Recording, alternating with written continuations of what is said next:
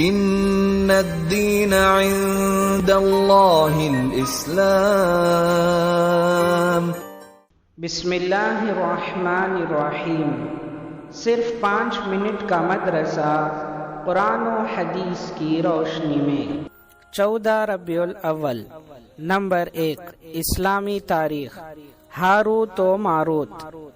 قدیم زمانے میں شہر بابل کے رہنے والے یہودیوں کے درمیان جادو بہت زیادہ عام ہو گیا تھا۔ وہ لوگ جادو کے ذریعے عجیب و غریب کمالات دکھاتے تھے، یہاں تک کہ بعض لوگ جادو کے زور پر نبوت کا دعویٰ کرنے لگے تھے۔ اللہ تعالیٰ نے بابل شہر میں ہاروت و ماروت نامی 2 فرشتوں کو بھیجا تاکہ لوگوں کو جادو کی حیثیت اور حقیقت سے آگاہ کر سکیں۔ چنانچہ لوگ عبرت حاصل کرنے کے بجائے دنیا کمانے اور دوسروں کو نقصان پہنچانے کے لیے ان سے جادو سیکھنے آتے تھے۔ حالانکہ دونوں فرشتے جادو سکھانے سے پہلے یہ بتا دیتے تھے کہ ہمیں تمہاری آزمائش کے لیے بھیجا گیا ہے، لہٰذا تم جادو کے ذریعے ناجائز اور حرام کام مت کرو، اس سے تمہارے کفر میں مبتلا ہو جانے کا اندیشہ ہے۔ لیکن ان لوگوں نے نہیں مانا اور ان سے جادو سیکھ کر کفر و شرک میں مبتلا ہو گئے اور اپنی دنیا اور آخرت کو برباد کر ڈالا۔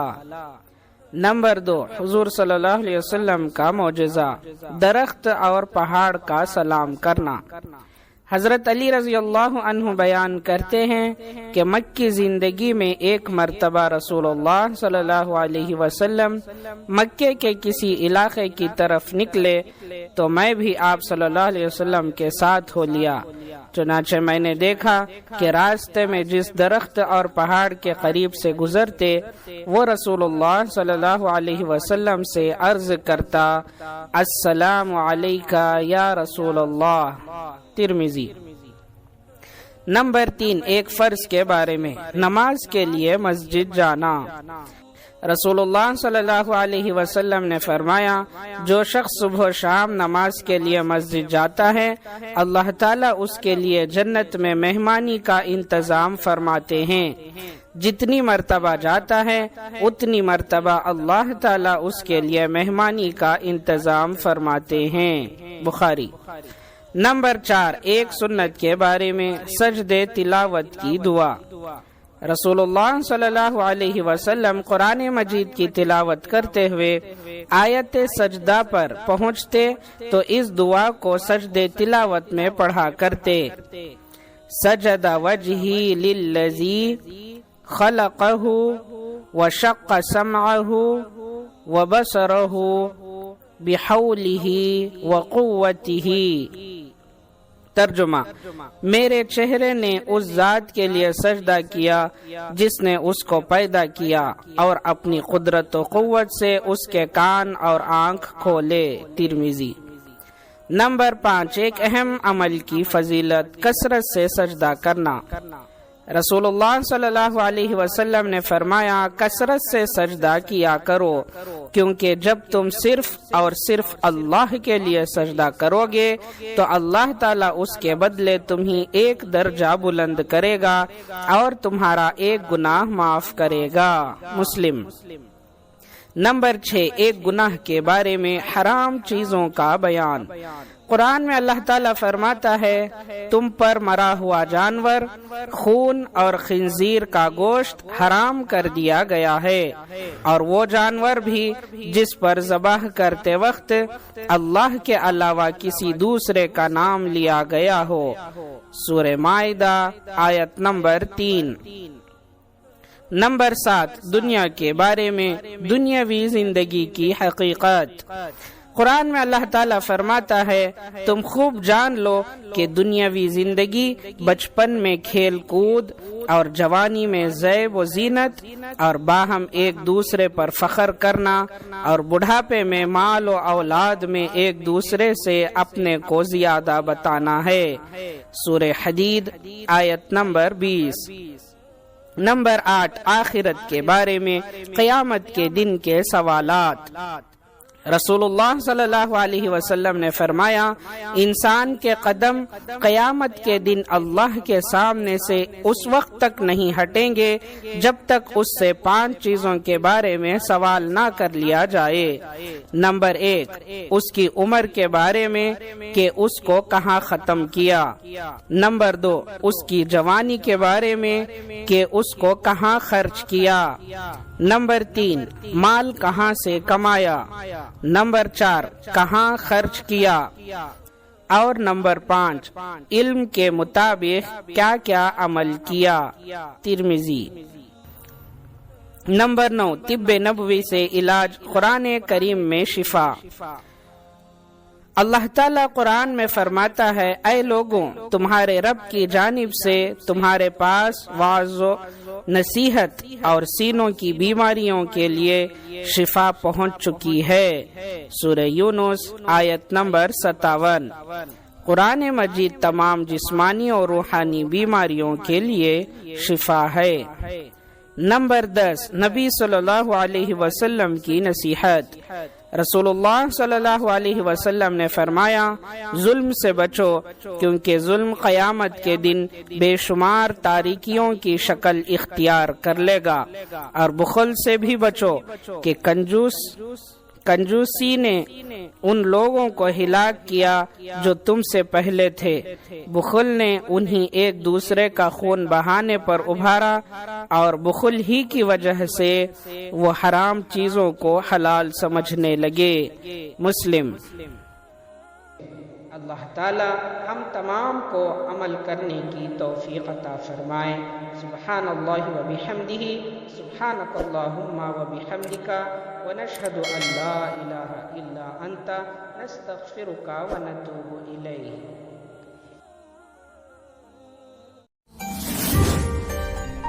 ان الدین عند اللہ الاسلام۔ بسم اللہ الرحمن الرحیم۔ صرف 5 منٹ کا مدرسہ، قرآن و حدیث کی روشنی میں۔ 14 ربیع الاول۔ نمبر 1، اسلامی تاریخ۔ ہاروت و ماروت۔ قدیم زمانے میں شہر بابل کے رہنے والے یہودیوں کے درمیان جادو بہت زیادہ عام ہو گیا تھا۔ وہ لوگ جادو کے ذریعے عجیب و غریب کمالات دکھاتے تھے، یہاں تک کہ بعض لوگ جادو کے زور پر نبوت کا دعویٰ کرنے لگے تھے۔ اللہ تعالیٰ نے بابل شہر میں ہاروت و ماروت نامی 2 فرشتوں کو بھیجا تاکہ لوگوں کو جادو کی حیثیت اور حقیقت سے آگاہ کر سکے۔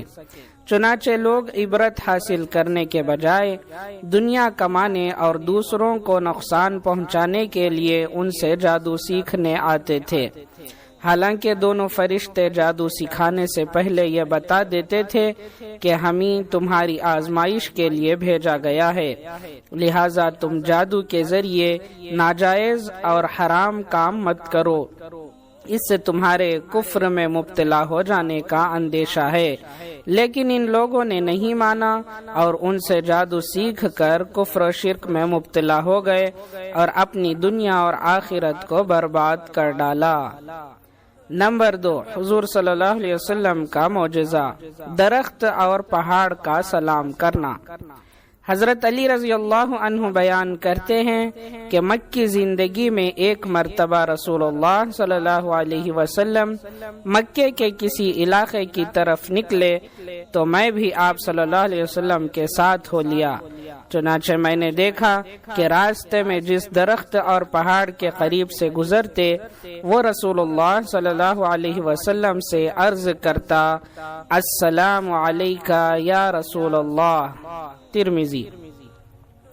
نمبر 3، ایک فرض کے بارے میں، نماز کے لیے مسجد جانا۔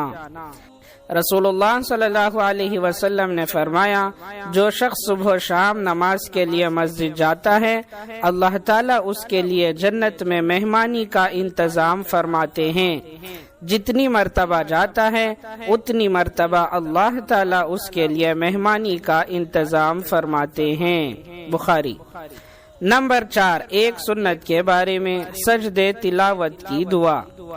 رسول اللہ صلی اللہ علیہ وسلم قرآن مجید کی تلاوت کرتے ہوئے آیت سجدہ پر پہنچتے تو اس دعا کو سجدے تلاوت میں پڑھا کرتے۔ سجد وجہی للذی خلقہ وشق سمعہ وبصرہ بحولہ وقوتہ۔ ترجمہ: میرے چہرے نے اس ذات کے لیے سجدہ کیا جس نے اس کو پیدا کیا اور اپنی قدرت و قوت سے اس کے کان اور آنکھ کھولے۔ ترمذی۔ نمبر 5، ایک اہم عمل کی فضیلت کثرت سے سجدہ کرنا۔ رسول اللہ صلی اللہ علیہ وسلم نے فرمایا، کثرت سے سجدہ کیا کرو، کیونکہ جب تم صرف اور صرف اللہ کے لیے سجدہ کرو گے تو اللہ تعالیٰ اس کے بدلے تمہیں ایک درجہ بلند کرے گا اور تمہارا ایک گناہ معاف کرے گا۔ مسلم۔ نمبر 6، ایک گناہ کے بارے میں حرام چیزوں کا بیان۔ قرآن میں اللہ تعالیٰ فرماتا ہے، تم پر مرا ہوا جانور، خون اور خنزیر کا گوشت حرام کر دیا گیا ہے، اور وہ جانور بھی جس پر ذبح کرتے وقت اللہ کے علاوہ کسی دوسرے کا نام لیا گیا ہو۔ سورہ مائدہ آیت نمبر 3۔ نمبر 7، دنیا کے بارے میں دنیاوی زندگی کی حقیقت۔ قرآن میں اللہ تعالیٰ فرماتا ہے، تم خوب جان لو کہ دنیاوی زندگی بچپن میں کھیل کود اور جوانی میں زیب و زینت اور باہم ایک دوسرے پر فخر کرنا اور بڑھاپے میں مال و اولاد میں ایک دوسرے سے اپنے کو زیادہ بتانا ہے۔ سورہ حدید آیت نمبر 20۔ نمبر 8، آخرت کے بارے میں قیامت کے دن کے سوالات۔ رسول اللہ صلی اللہ علیہ وسلم نے فرمایا، انسان کے قدم قیامت کے دن اللہ کے سامنے سے اس وقت تک نہیں ہٹیں گے جب تک اس سے 5 چیزوں کے بارے میں سوال نہ کر لیا جائے۔ نمبر 1، اس کی عمر کے بارے میں کہ اس کو کہاں ختم کیا۔ نمبر 2، اس کی جوانی کے بارے میں کہ اس کو کہاں خرچ کیا۔ نمبر 3، مال کہاں سے کمایا۔ نمبر 4، کہاں خرچ کیا۔ اور نمبر 5، علم کے مطابق کیا کیا عمل کیا۔ ترمذی۔ نمبر 9، طب نبوی سے علاج قرآن کریم میں شفا۔ اللہ تعالیٰ قرآن میں فرماتا ہے، اے لوگوں، تمہارے رب کی جانب سے تمہارے پاس واعظ و نصیحت اور سینوں کی بیماریوں کے لیے شفا پہنچ چکی ہے۔ سورہ یونس آیت نمبر 57۔ قرآن مجید تمام جسمانی اور روحانی بیماریوں کے لیے شفا ہے۔ نمبر 10، نبی صلی اللہ علیہ وسلم کی نصیحت۔ رسول اللہ صلی اللہ علیہ وسلم نے فرمایا، ظلم سے بچو، کیونکہ ظلم قیامت کے دن بے شمار تاریکیوں کی شکل اختیار